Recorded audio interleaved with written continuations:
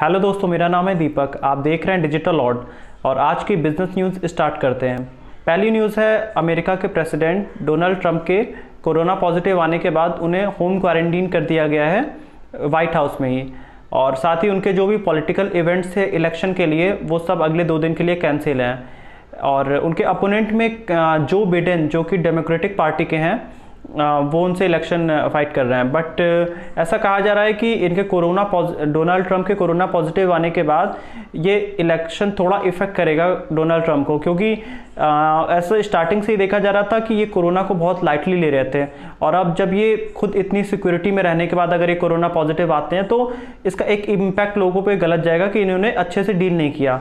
तो अभी ये तो फ्यूचर में ही देखेंगे इलेक्शन का रिजल्ट आने के बाद कि इसका इम्पैक्ट क्या था। वैसे आपको क्या लगता है कि यूएसए में कौन इलेक्शन जीतेगा?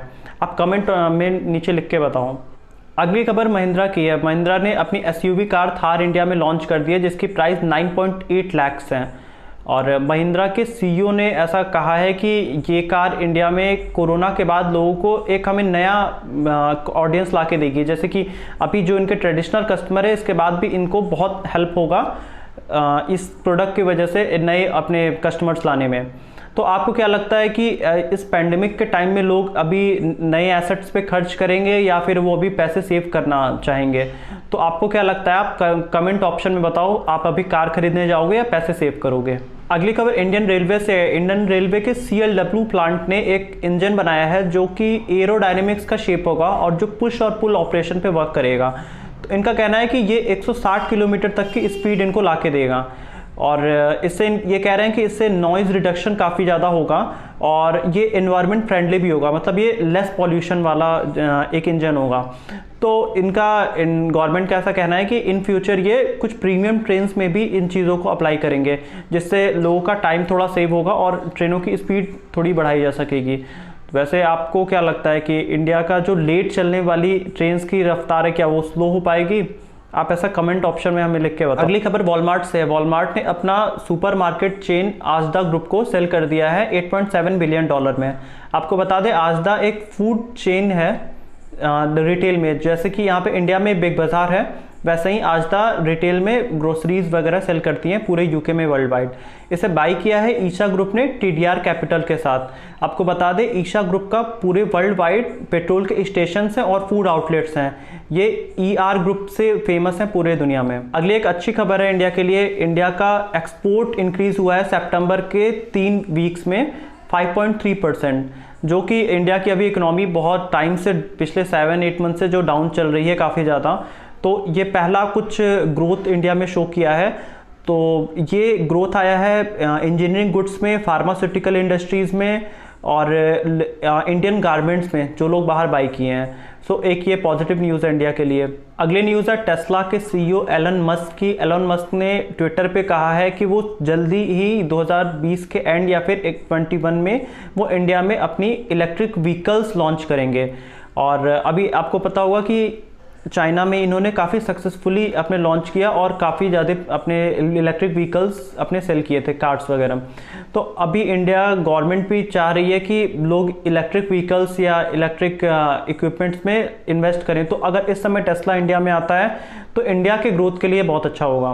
तो मुझे लगता है कि पॉल्यूशन में भी इससे डिक्रीज होगा। तो आपको क्या लगता है, अगर इलेक्ट्रिक व्हीकल्स इंडिया में आएगी, वो भी अगर टेस्ला की, तो आप बाई करोगे? अगली खबर गूगल प्ले से है। गूगल प्ले में अगर आप कोई भी ऐप से अगर आप कुछ भी बाई करते हो तो उसमें डिजिटल पेमेंट में कंपनी को 30% कमीशन अपना पे करना होगा।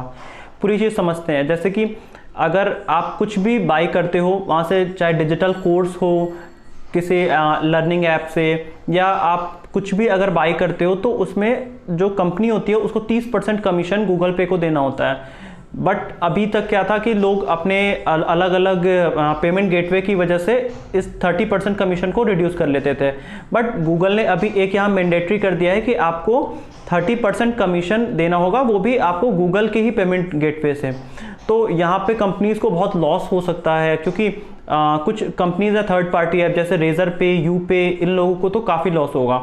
और अगर कंपनियों का कहना ऐसा है कि इंडिया में जो सब्सक्रिप्शन बेसिस पे प्रोडक्ट लोग बहुत कम लेते हैं, जैसे कि सब्सक्रिप्शन बेसिस पे जो न्यूज़ है, जैसे कि न्यूज़ लॉन्ड्री, और तो ये सब चीज़ों का बहुत इंडिया में लोग अभी कम बाई करते हैं। तो अगर अभी 30% कमीशन वो देने लगे तो उनका मार्जिन काफ़ी कम हो जाएगा, तो ये एक काफ़ी लॉस की चीज़ हो सकती है इंडिया के लिए। अगली खबर प्रैक्सिस ग्लोबल से है। प्रैक्सिस ग्लोबल ने एक मार्केट एनालिसिस किया है जिसके अकॉर्डिंग इंडिया में अभी तक पिछले 2016 से 20 के बीच में अराउंड $60 बिलियन टेक स्टार्टअप्स में लोगों ने इन्वेस्ट किया है, जो कि अराउंड 50,000 स्टार्टअप्स हैं। और इसके अकॉर्डिंग 2019 में ही टोटल $34 बिलियन इन्वेस्ट हुआ था, और 2020 में जनवरी से मई के बीच में $17 बिलियन इन्वेस्ट हुआ। उसके बाद कोरोना के टाइम आ गया, बट मुझे ऐसा लगता है कि अभी आगे भी टेक स्टार्टअप्स में लोग इन्वेस्ट करेंगे, क्योंकि टेक में बहुत फ्यूचर है।